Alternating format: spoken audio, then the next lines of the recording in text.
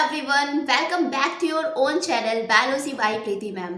आई hope आप सब बहुत अच्छे होंगे, मस्त होंगे and your study will be going very well. So बच्चों, आज की इस क्लास में हम पढ़ने वाले हैं रिप्रोडक्शन इन फ्लावरिंग प्लांट्स, कि प्लांट्स में आखिर रिप्रोडक्शन कैसे होता है। तो let's we start. Sexual reproduction in flowering plants, कि सेक्सुअल रिप्रोडक्शन आखिर है क्या। मैंने आपको बताया था लास्ट लेक्चर में कि जो सेक्सुअल रिप्रोडक्शन है तो is the process of fusion of haploid gametes resulting in the reproduction of a diploid zygote which ultimately develop into a new organism. Means कि जो सेक्सुअल रिप्रोडक्शन होता है ये एक प्रोसेस है हैप्लॉइड गैमेट्स के फ्यूजन की, ठीक है, जिससे क्या बनता है, एक जाइगोट बनता है और देन जाइगोट के बाद फर्दर प्रोसेस होती है, डेवलपमेंट होता है और एक नया ऑर्गेनिज्म बनता है। ठीक, अब जो मेन प्लांट बॉडी होता है एंजियोस्पर्म में, मीन्स कि हम किसकी बात कर रहे हैं, फ्लावरिंग प्लांट की। तो जो फ्लावरिंग प्लांट होते हैं उन्हें हम क्या कहते हैं, एंजियोस्पर्म कहते हैं। तो ये जो एंजियोस्पर्म है, ये जो फ्लावरिंग प्लांट्स है, तो इनमें जो मेन प्लांट बॉडी होती है वो क्या होती है, वो स्पोरोफाइट होती है।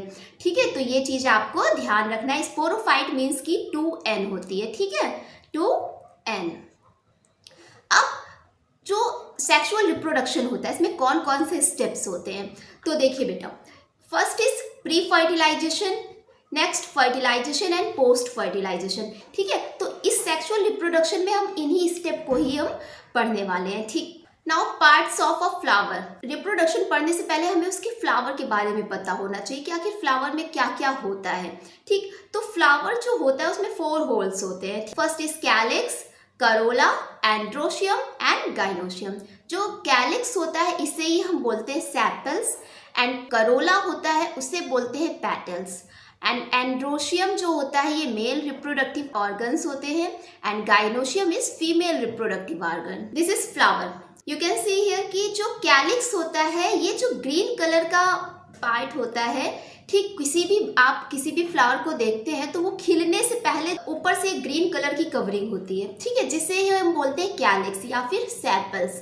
ठीक है, तो ये जो ग्रीन पार्ट है, लीफ लाइक स्ट्रक्चर है, तो ये क्या है बेटा, ये सेपल्स है। This is sepals. और ये जो सेपल होता है ये किसी भी बड को कवर करके रखता है, उसे प्रोटेक्ट करके रखता है। ठीक, नेक्स्ट इज करोला।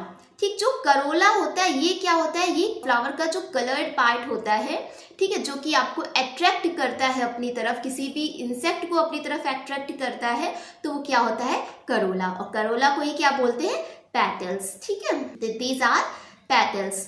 तो इन पेटल्स और सेपल्स में आपको कंफ्यूजन ना हो तो इस पेटल को आप याद कर सकते हैं पटोला से, क्योंकि पटोला गर्ल, ठीक है, गाना सुने हैं ना, तो वो क्या है कि जो पटोला है मीन्स अट्रैक्टिव, तो जो उसी तरीके से आप पेटल्स को याद रख सकते हैं कि पेटल क्या है, ये कलरफुल पार्ट है, ठीक है, जबकि सेपल क्या है, ये ग्रीन पार्ट होता है। ठीक है, क्योंकि बच्चों को इसमें थोड़ा सा कंफ्यूजन रहता है कि विच आर सेपल्स और विच आर पेटल्स। ठीक है, तो आई थिंक इससे आप भूलेंगे नहीं। और जो एंड्रोसियम होता है ये क्या होता है, ये मेल रिप्रोडक्टिव ऑर्गन होता है, और जबकि गाइनोसियम ये है फीमेल रिप्रोडक्टिव ऑर्गन। और किसी भी फ्लावर में क्या क्या पार्ट होते हैं, ये तो 4 हो गए। ठीक, अब इसी एंड्रोसियम में ही जो मेल रिप्रोडक्टिव ऑर्गन है, अब मेल रिप्रोडक्टिव ऑर्गन और फीमेल रिप्रोडक्टिव ऑर्गन, इनको हम डिटेल में पढ़ेंगे। Now stamen, it is the male reproductive unit of angiosperm. किसी भी एंजियोस्पर्म में मेल रिप्रोडक्टिव यूनिट होता है, वो क्या होता है, वो स्टेमेन होता है। It consist of filament and anther. जो स्टेमेन होता है ये किससे मिलके बना होता है, ये फिलामेंट और एंथर से मिलके बना होता है। जो लॉन्ग सिलेंडर लाइक स्ट्रक्चर होता है, ठीक है, you can see in this picture, ये जो लॉन्ग सिलेंडर लाइक पिक्चर है इसे ही हम कहते हैं फिलामेंट, जबकि जो टर्मिनल होता है और जो कि बाइलोब्ड होता है, ठीक है, इसे ही हम बोलते हैं एंथर। This is anther. और इस एंथर में ही 2 थीका होते हैं, इसलिए एंथर को हम डाइथिकस भी बोलते हैं। And holes of स्टेमन is called androecium. स्टेमन का जो होल्स होता है पूरा कॉम्बिनेशन, तो उसे हम क्या बोलते हैं, एंड्रोशियम। ठीक, now structure of anther, this is very very important. Anther is most important male reproductive organ. जो एंथर होता है ये प्लांट का मेल रिप्रोडक्टिव ऑर्गन होता है। Male gametes are formed within it. जो मेल गैमेट्स होते हैं, ठीक है, वो किसके अंदर, इसी एंथर के ही अंदर बनते हैं। It is fertile portion of the स्टेमन। जो एंथर होता है ये स्टेमन का फर्टाइल पोर्शन होता है। It is bilobed structure with each lobe having 2 theca. आपने अभी स्ट्रक्चर देखा था तो उसमें क्या था कि ये कैसा है, बाइलोब्ड स्ट्रक्चर है। तो इस तरीके का स्ट्रक्चर था, ठीक है, स्टेमन का। तो ये हमारा फिलामेंट है और ये एंथर है, ठीक। तो ये कैसा देख रहे हैं आप, बाइलोब्ड स्ट्रक्चर है। तो इसीलिए जो एंथर होता है तो इसे हम क्या कहते हैं, डाइथिकस कहते हैं। तो इस बात को आपको ध्यान रखना है। In a cross section it is a 4-sided structure consisting of 4 microsporangia located at the corners, 2 in each lobe। अब जब हम इस एंथर का क्रॉस सेक्शन देखते हैं तो इसमें क्या होता है, टेट्रागोनल स्ट्रक्चर दिखता है, किसका, माइक्रोस्पोरेंजिया का। और ये माइक्रोस्पोरेंजिया चारों कॉर्नर पे प्रेजेंट होती है। तो you can see in this, these are microsporangia, ठीक है, ये माइक्रोस्पोरेंजिया है। Microsporangia develop and becomes pollen sacs. जब माइक्रोस्पोरेंजिया का फर्दर डेवलपमेंट होता है तो इन्हीं माइक्रोस्पोरेंजिया से क्या बनता है, पॉलन सैक बनता है। तो इस बात को आपको ध्यान रखना है कि एंथर कैसा होता है, डाइथिकस स्ट्रक्चर होता है। मीन्स कि इसमें 2 थीका पाए जाते हैं और दोनों थीका में 2-2 माइक्रोस्पोरेंजिया होती हैं, ठीक है। तो इस तरीके से एंथर में कितने स्पोरेंजिया होती हैं, 4 स्पोरेंजिया होती हैं, ठीक। और इसी एंथर के ही अंदर माइक्रोस्पोरेंजिया डेवलप होती हैं और उनसे क्या बनता है, पॉलन सैक बनता है, ठीक। और ये जो माइक्रोस्पोरेंजिया होती हैं ये प्रेजेंट होंगी टैपिटम में। Pollen sacs contain pollen grain. अब ये जो पॉलन सैक होती हैं इन्हीं में ही होता है पॉलन ग्रेन्स। तो ये एंथर का स्ट्रक्चर है। तो जो एंथर की जो आउटर लेयर होती है बेटा, इसे बोलते हैं हम एपिडर्मिस। जो अंदर की लेयर होती है इसे बोलते हैं एंडोथीसियम एंड इसके बीच में होती है मिडिल लेयर और जो सबसे इंटरनल लेयर होती है इसे ये बोलते हैं टैपिटम और इसी टैपिटम में प्रेजेंट होती है माइक्रोस्पोरेंजिया, ठीक है। तो ये जो टैपिटम है बहुत ही ज़्यादा इंपॉर्टेंट लेयर होती है एंथर की, जो कि माइक्रोस्पोरेंजिया को क्या प्रोवाइड करती है, न्यूट्रिएंट प्रोवाइड कराती है, ठीक। तो ये देखिए स्ट्रक्चर किसका है, ये यंग एंथर का है, ठीक है। तो यंग एंथर का है, इसमें ये एपिडर्मिस है, ये एंडोथीसियम स्पोरोजेनस टिश्यू है, इंटरनल लेयर होती है टैपिटम, ठीक। तो ये हो गया यंग एंथर और इसी एंथर में ही प्रेजेंट होती है माइक्रोस्पोरेंजिया। तो this is the structure of microsporangia. और एक इम्पॉर्टेंट बात कि ये जो यंग एंथर होता है इसमें पॉलन ग्रेन्स प्रेजेंट नहीं होती है, तो ये भी आपको ध्यान रखना है। तो ये स्ट्रक्चर है आपका मैच्योर एंथर का, ठीक है। तो these are the pollen grains. तो जो मैच्योर एंथर होता है इसमें सिर्फ एपिडर्मिस होती है और एंडोथीसियम होती है, ठीक है। कौन सी लेयर होगी, इसमें एपिडर्मिस होगी और एंडोथीसियम होगी। Now structure of microsporangia. जो माइक्रोस्पोरेंजिया होती है 4 लेयर से कवर्ड रहती है, ठीक। अब इन चारों लेयर्स को देख लेते हैं क्योंकि इन लेयर्स से क्वेश्चन आपका पूछा जाता है। First layer is epidermis. तो this is the outer most layer of anther made up of singles layer. इसका फंक्शन क्या होता है, ये प्रोटेक्शन का काम करती है, ठीक। नेक्स्ट लेयर होती है endodermis. These are long and columnar cells of made up of cellulose. जो एंडोडर्मिस होती है ये सेलुलोज की बनी होती है, तो ये भी आपको ध्यान रखना है। There is a groove between the microsporangia and the cell. अब इनके बीच में क्या होता है, ग्रूव होता है, ठीक है। जो क्या किसके बीच में होता है, माइक्रोस्पोरेंजिया और सेल्स के बीच में होता है। At the time of maturity they absorb water and become hygroscopic in nature. जब ये मैच्योर हो जाता है एंथर, ठीक है, तो क्या होता है, ये जो लेयर होती है ये वाटर को एब्जॉर्ब कर लेती है और ये कैसी हो जाती है, हाइग्रोस्कोपिक नेचर में बन जाती है, ठीक है। तो ये जो लेयर होती है तो ये एंथर के डेसेंस में हेल्प करती है। जब एंथर डेसेंस होगा तो उससे क्या होगा, जो पॉलन ग्रेन्स है वो बाहर आ जाएंगे। तो फंक्शन क्या होगा, help in dehiscence of anther. Next is middle layer. जो मिडिल लेयर होती है ये 2 से 3 लेयर थिक होती है और ये किसकी बनी होती है, पैरेन्काइमेटस सेल्स की बनी होती है, ये भी आपको ध्यान रखना है। This layer degenerated after the maturity of anther. तो ये पॉइंट मोस्ट इंपॉर्टेंट है कि कौन सी लेयर ऐसी है जो मैच्योरिटी के बाद डिजेनरेट हो जाती है। तो your answer is middle layer. Next layer is tapetum. तो ये सबसे ज्यादा इंपॉर्टेंट लेयर है। The cells of the tapetum are diploid. जो टैपिटम की सेल्स होती हैं कैसी होती है, डिप्लॉयड होती है। तो ये चीज भी आपको ध्यान रखना है। और इस लेयर का फंक्शन क्या होता है, it is nutritive tissue provides nourishment for the young microspore. जो टैपिटम होती है सबसे इंटरनल लेयर होती है और ये क्या करती है, माइक्रोस्पोर को न्यूट्रिशन प्रोवाइड कराती है। It secretes hormone like IAA that are stored in pollen grains for their early growth. जो टैपिटम होता है इसके अंदर हार्मोन होते हैं कौन से, IAA, मतलब कि इंडोल एसिटिक एसिड। ये हार्मोन जो है ये पॉलन ग्रेन्स की ग्रोथ के लिए बहुत ही ज़्यादा इंपॉर्टेंट होते हैं। तो this is the structure of microsporangia. तो आउटर लेयर इज एपिडर्मिस, इसके बाद एंडोथीशियम, देन मिडिल लेयर, और ये टैपिटम है। इसी टैपिटम के ही अंदर माइक्रोस्पोर मदर सेल्स प्रेजेंट होती हैं। So this is the structure of microsporangia. Now sporogenous tissue.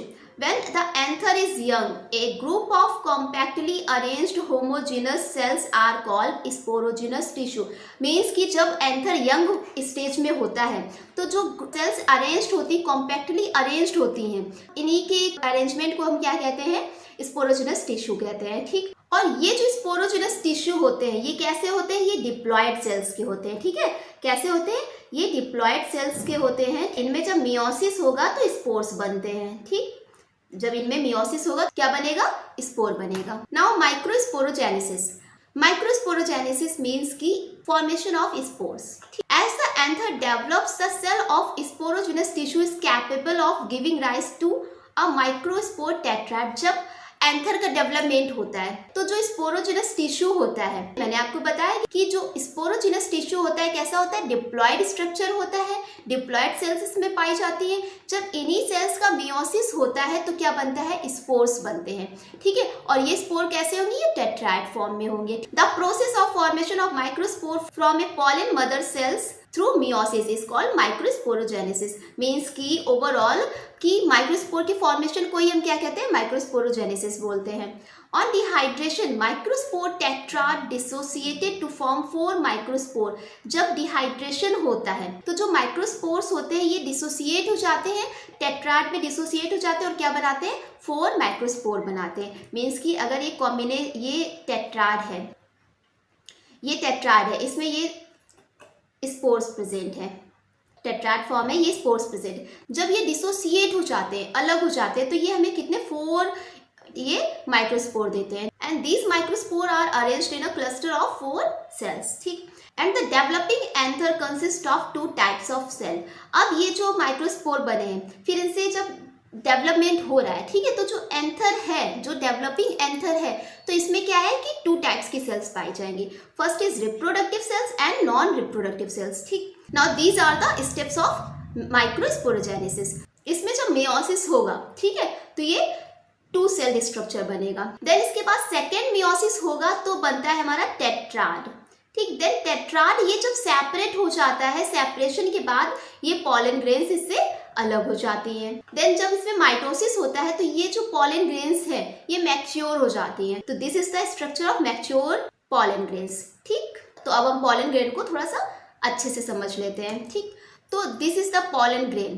तो pollen grain represent the male gametophyte. जो पॉलन ग्रेन है ये क्या रिप्रेजेंट करती है, ये मेल गैमेटोफाइट रिप्रेजेंट करती है। It is a spherical and measuring about 25 to 50 micrometre in diameter. जो पॉलन ग्रेन्स होते हैं ये 25 से 50 माइक्रोमीटर की लेंथ तक की हो सकते हैं। ठीक, it is covered by 2 layers. जो पॉलन ग्रेन्स होते हैं ये 2 लेयर से कवर्ड होते हैं। First is exine and intine. जो इंटाइन होती है आउटर लेयर होती है और हाइड होती है और किससे मिलके बनी होती है, स्पोरोपोलेनिन से मिलके बनी होती है। किससे, sporopollenin, which is one of the most resistant organic material. तो जो स्पोरोपोलेनिन होता है ये सबसे ज्यादा मोस्ट रेजिस्टेंट ऑर्गेनिक मटेरियल होता है। मीन्स इस पे किसी भी चीज का इफेक्ट नहीं पड़ता है। ठीक, no enzyme can degrade sporopollenin. तो जो स्पोरोपोलेनिन होता है इसको कोई भी एंजाइम ना ब्रेक नहीं कर सकता है। ठीक है, तो this is the most important point. The exine has prominent aperture called germ pore where sporopollenin is absent. तो जो exine होता है इसमें क्या होता है, एक जर्म पोर होता है। ये जो जर्म पोर होता है यहाँ पे स्पोरोपोलेनिन प्रेजेंट नहीं होता है। तो रीजन ये है कि जो जर्म पोर है, जब पॉलन ग्रेन जर्मिनेट होती है तो इसी जर्म पोर से निकलता है जर्म ट्यूब, तो इसलिए जर्म पोर पे स्पोरोपोलेनिन प्रेजेंट नहीं होता है। नेक्स्ट है इंटाइन। इंटाइन जो है ये अंदर की लेयर होती है और ये किसकी बनी होती है, सेलुलोज और पैक्टिन की बनी होती है। On maturity the pollen grain contain 2 cells. जब पॉलन ग्रेन मैच्योर हो जाता है तो इसमें 2 सेल्स पाई जाती हैं, ठीक। First is vegetative and second is generative cell. तो जो वेजिटेटिव सेल होती है कैसी होती है, बिगर होती है, has abundant food reserve and large irregularly shaped nucleus. जो वेजिटेटिव सेल होती है ये कैसी होती है, बिग होती है, बड़ी होती है और इसमें बहुत ज़्यादा मात्रा में रिजर्व फूड प्रेजेंट होता है, ठीक। और इसमें एक लार्ज न्यूक्लियस हो जो कि इरेगुलरली शेप का होता है। Next is generative. The generative cell is small and floats in the cytoplasm of vegetative cell. तो जो जेनरेटिव सेल होती है ये कैसी होती है, स्मॉल होती है और ये वेजिटेटिव सेल के साइटोप्लाज्म में फ्लोट करती रहती है। In 60% of angiosperm, pollen grains are shed at the 2-celled stage. तो this is the most important point.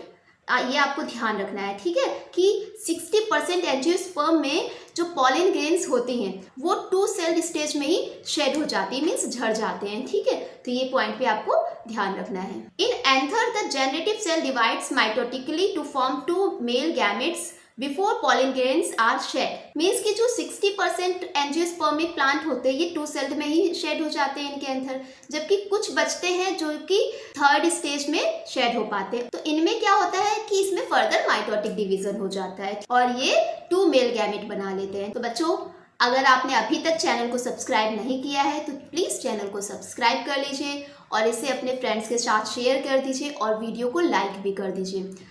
तो नाउ अब हम पढ़ते हैं economic importance of pollen grains. Now अब हम पॉलन ग्रेन के कुछ इकोनॉमिक इम्पोर्टेंस देख लेते हैं क्योंकि ये भी एग्जाम में आपसे पूछती जाती हैं। Pollen grains may cause severe allergies and bronchial afflictions. जो पॉलन ग्रेन्स होती हैं ये बहुत सारी एलर्जीज का भी कारण होती हैं। इट में cause chronic respiratory disease like asthma and bronchitis. जो पॉलन ग्रेन्स हैं इनके कारण अस्थमा और ब्रोंकाइटिस जैसी प्रॉब्लम्स भी हो जाती है। पॉलन ग्रेन्स ऑफ पार्थेनियम और carrot grass cause pollen allergy. जो पार्थेनियम होती है या फिर कैरेट ग्रास, तो ये क्या है, ये पॉलन एलर्जी कॉज करते हैं। तो ये पॉइंट आपको ध्यान रखना है, ठीक है, पार्थेनियम या फिर carrot grass, this is most important point. Next is pollen grains are rich in nutrients has used as pollen tablets for food supplements. जो पॉलन ग्रेन्स होती हैं ये न्यूट्रिएंट में बहुत ज़्यादा ही अच्छी होती हैं, इनमें बहुत ज़्यादा न्यूट्रिशन होता है, तो इसलिए जो पॉलन ग्रेन्स होती हैं इनको पॉलन टैबलेट के फॉर्म में फूड सप्लीमेंट के जैसे यूज़ किया जाता है। Pollen consumptions increase performance of athlete and race horses. जो पॉलन का कंजप्शन होता है ये किसी भी एथलीट्स में या फिर जो हॉर्स राइडिंग होती है, ठीक है, तो उनमें उनकी स्टेमिना को ये बढ़ा देते हैं। And rice. Next is in wheat and rice the pollen grain lose viability within 30 minutes of their release. जो राइस और व्हीट के पॉलन ग्रेन्स होते हैं ये अपनी वाइबिलिटी 30 मिनट के बाद खो देते हैं। जैसे ही ये डेसिसेंस होते हैं, ये रिलीज होते हैं ना, तो ये 30 मिनट बाद अपनी वाइबिलिटी खो देते हैं। In Rosaceae, Leguminosae and Solanaceae they remain viable for month. जबकि जो रोजेसी, लेग्यूमिनेसी और सोलोनेसी फैमिली के जो भी मेंबर होते हैं तो उनके जो पॉलन ग्रेन्स होते हैं ये कई महीनों तक की वायबल रहते हैं। Pollen grains can be preserve for year in liquid nitrogen. जो पॉलन ग्रेन्स होते हैं ये लिक्विड नाइट्रोजन बहुत ईयर तक प्रिजर्व किए जा सकते हैं, ठीक है, कितने -196 डिग्री सेल्सियस पे इनको प्रिजर्व किया जाता है, ठीक। Now structure of pistil. जो पिस्टिल होती है इसका हम स्ट्रक्चर देखते हैं। The gynoecium represent the female reproductive part of the flower. जो गाइनोसियम होता है ये क्या रिप्रेजेंट करता है, ये फीमेल रिप्रोडक्टिव ऑर्गन को रिप्रेजेंट करता है, ठीक है। प्लांट का फीमेल रिप्रोडक्टिव ऑर्गन क्या होगा, तो that is gynoecium. The gynoecium में कंटेन सिंगल पिस्टिल। जो गाइनोसियम है इसमें सिंगल पिस्टिल भी हो सकता है, तो इसे हम क्या कह सकते हैं, मोनोकार्पेलरी। वही अगर एक से ज़्यादा है तो इसे हम बोलेंगे ट्रिकार्पेलरी। तो ये पॉइंट भी आपको ध्यान रखना है। Fused pistil are called syncarpous. अगर जो पिस्टिल है ये आपस में फ्यूज्ड है तो इसे हम बोलेंगे सिनकार्पस। एग्जाम्पल में आपका आ जाता है papaver. And free pistil are called apocarpous. और अगर पिस्टिल फ्री है तो उन्हें हम कहेंगे एपोकार्पस। तो एग्जाम्पल में आ जाएगा माइशेलिया। ठीक है, तो here is the diagram of papaver, ठीक है, जो कि कैसा है, सिनकार्पस है। और माइशेलिया तो ये क्या है, ये एपोकार्पस है। तो इससे आप आइडेंटिफाई कर सकते हैं। Each pistil has 3 parts, the stigma, style, ovary। जो पिस्टिल होता है इसके कितने पार्ट होते हैं, 3 पार्ट होते हैं, stigma, style, ovary. You can see in diagram कि ये क्या है, स्टिग्मा है, देन स्टाइल और ये ओवरी। तो ये 3 पार्ट किसके होते हैं, ये पिस्टिल के होते हैं। Inside the ovary is the ovarian cavity. जो ओवरी होती है, इस ओवरी के अंदर क्या होता है, एक ओवेरियन कैविटी होती है जिसे हम क्या बोलते हैं, लॉक्यूल। ये क्या है, ये लॉक्यूल है। The placenta located inside the ovarian cavity. ये जो ओवेरियन कैविटी है जिसे ये बोलते हैं लॉक्यूल, इसी लॉक्यूल के अंदर क्या होता है, प्लेसेंटा प्रेजेंट होता है। मेगास्पोरेंजिया और ovule arise from the placenta. तो जो ओव्यूल होता है, ओव्यूल कहाँ से एराइज होगा, प्लेसेंटा से ही एराइज होगा। तो ये बात भी आपको ध्यान रखनी है। Number of ovule inside the ovary में बी सिंगल और मैनी। अब किसी भी ओवरी में जो ओव्यूल का नंबर होता है वो सिंगल भी हो सकता है या फिर ज्यादा भी हो सकते हैं। ठीक है, तो this is the structure of pistil. ये क्या है, ये ओव्यूल है। ठीक है, नाउ ओव्यूल। अब ओव्यूल को हम क्या बोलते हैं, मेगास्पोरेंजियम। ओव्यूल को हम मेगास्पोरेंजियम भी बोलते हैं। और ये क्वेश्चन आपसे नीट के एग्जाम में पूछा गया है, तो इसे भी आपको ध्यान रखना है कि ovule is also known as megasporangium. Ovule is a small structure attached to the placenta of locule with a stalk called funicle. जो ओव्यूल होता है, ठीक है, ये किससे अटैच्ड होता है, ये एक स्टॉक लाइक स्ट्रक्चर से अटैच्ड होता है जिससे ही हम बोलते हैं फ्यूनिकल। तो जो ओव्यूल होता है किससे अटैच्ड होता है, प्लेसेंटा से अटैच्ड होता है। तो ये डायग्राम है, ये प्लेसेंटा यहीं से ही अटैच्ड है ये। ठीक है, तो ये क्या है, स्टॉक लाइक स्ट्रक्चर है, तो इसे भी हम बोलते हैं funicle. The body of the ovule fused with the funicle in the region called hilum. अब जहाँ पे ओव्यूल की जो बॉडी है वो फ्यूनिकल से फ्यूज होती है तो उस पॉइंट को हम कहते हैं हिलम। ठीक है, तो उसे हम क्या कहते हैं, हिलम बोलेंगे। Hilum is the junction between the funicle and ovule. तो ये आपको पॉइंट ध्यान रखना है, जो हिलम होता है ये जो है ये जंक्शन होता है फ्यूनिकल और ओव्यूल के बीच में। Each ovule has 1 or 2 protective envelopes called integument. जो ओव्यूल होता है इसमें 2 या फिर 2 से ज़्यादा प्रोटेक्टिंग कवरिंग होती है जिसे हम बोलते हैं क्या, इंटेग्यूमेंट। ठीक है, ये आउटर इंटेग्यूमेंट और ये इनर इंटेग्यूमेंट। और जो ये इंटेग्यूमेंट है सिर्फ एक पॉइंट पे इंटेग्यूमेंट नहीं पाई जाएगी जिसे हम बोलेंगे माइक्रोपाइल। ठीक है, तो और सब जगह इंटेग्यूमेंट पाई जाएगी। तो माइक्रोपाइल पे इंटेग्यूमेंट एब्सेंट होती है। तो ये पॉइंट आपको ध्यान रखना है कि माइक्रोपाइल पे इंटेग्यूमेंट एब्सेंट होती है। तो हियर इज द माइक्रोपाइल, और माइक्रोपाइल पे इंटेग्यूमेंट एब्सेंट होगी। तो इस पॉइंट को भी आपको ध्यान रखना है। Opposite of the micropylar and is the chalaza representing the basal part of the ovule। Micropyle के जस्ट अपोजिट क्या होता है, चलाजा होता है। ये ओव्यूल के बेसल पार्ट को रिप्रेजेंट करता है। तो ये हो गया ओव्यूल का स्ट्रक्चर। Now megasporogenesis. अब हम बात करेंगे कि मेगास्पोरोजेनेसिस कैसे होती है। मेगास्पोरोजेनेसिस मीन्स कि formation of megaspores from mother cell. In the center of the ovule there is a mass of tissue called nucellus। जो ovule होता है, in the center of the ovule there is a mass of tissue called nucellus। ovule के centre में कुछ tissues पाए जाते हैं जिन्हें हम बोलते हैं न्यूसिलस। ये है क्या, nucellus. Cells of nucellus have abundant reserve food material. जो न्यूसिलस की जो सेल्स होती हैं इनमें बहुत ज़्यादा मात्रा में रिजर्व फूड मटेरियल प्रेजेंट होता है। और ये जो रिजर्व फूड मटेरियल होता है ये स्पोर्स को न्यूट्रिशन इससे मिलता रहता है। One of cell of the nucellus towards micropylar end differentiated into megaspore mother cell. अब जो माइक्रोपाइलर साइड की जो सेल होती है इसमें डिफ्रेंशिएशन होता है। तो डिफ्रेंशिएशन होगा, ठीक है, तो क्या बन जाएगा, मेगास्पोर डाइड बन जाएगा।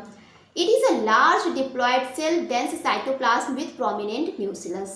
The megaspore mother cell undergo meiotic division resulting 4 haploid megaspore.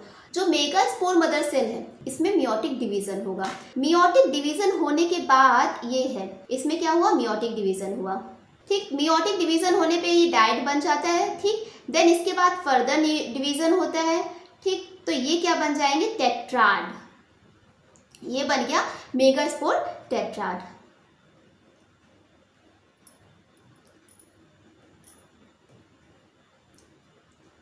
तो ये इस तरीके से मेगास्पोरोजेनेसिस हो जाती है कि सिंगल मेगास्पोर मदर सेल से टेट्राड बन जाता है। कैसे बनता है, बाय द मियोटिक डिवीजन।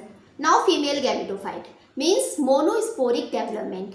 अब ये जो 4 हैप्लॉइड स्पोर्स बनते हैं, ठीक है, अब इन 4 स्पोर्स में 3 क्या हो जाते हैं, डीजेनरेट हो जाते हैं। डीजेनरेशन के बाद सिर्फ एक स्पोर बचता है जिसका फर्दर डेवलपमेंट होता है, तो इसलिए इसे हम बोलते हैं monosporic development. Development of embryo sac from a single megaspore is called monosporic type of embryo sac. कि सिंगल मेगास्पोर का डेवलपमेंट हो रहा है तो इसे ही हम बोलते हैं monosporic type of embryo sac. The functional megaspore developed into the female gametophyte.